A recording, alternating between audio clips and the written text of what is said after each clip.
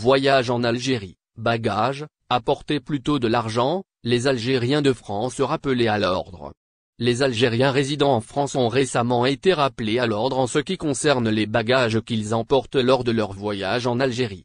Cette pratique courante, consistant à ramener des bagages et des cadeaux pour les proches, se heurte désormais aux restrictions imposées par les compagnies aériennes opérant entre la France et l'Algérie.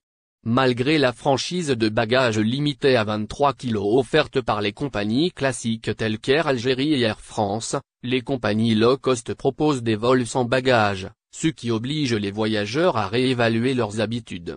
Selon l'ancien député de l'émigration, Samir Chabna, les prix des billets sont actuellement plus abordables que jamais, atteignant parfois moins de 50 €, une baisse significative par rapport aux 800 ou 900 € d'antan.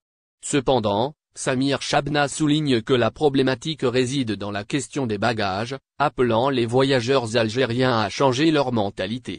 Il explique que lorsque les prix sont raisonnables, les compagnies aériennes compensent souvent en limitant la franchise bagages. Malheureusement, selon lui, de nombreux voyageurs ne comprennent pas cette équation. L'ancien parlementaire s'interroge sur la nécessité pour les voyageurs algériens de revenir au pays avec des bagages alors que tout est désormais disponible en Algérie.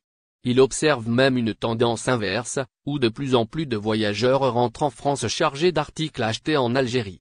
Insistant sur le fait que l'Algérie d'aujourd'hui diffère grandement de celle des années 90 et 80, Samir Chabna encourage les voyageurs à adopter de nouveaux réflexes.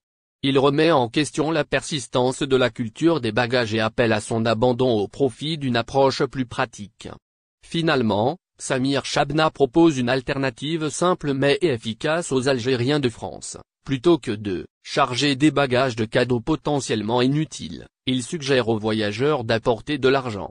Apportez plutôt de l'argent que des bagages, lors de vos voyages en Algérie, insiste l'ancien parlementaire.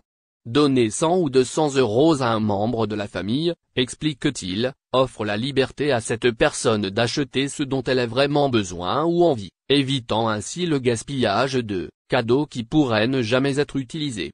Ce conseil reflète un changement de perspective vers des gestes plus pragmatiques et adaptés à la réalité actuelle.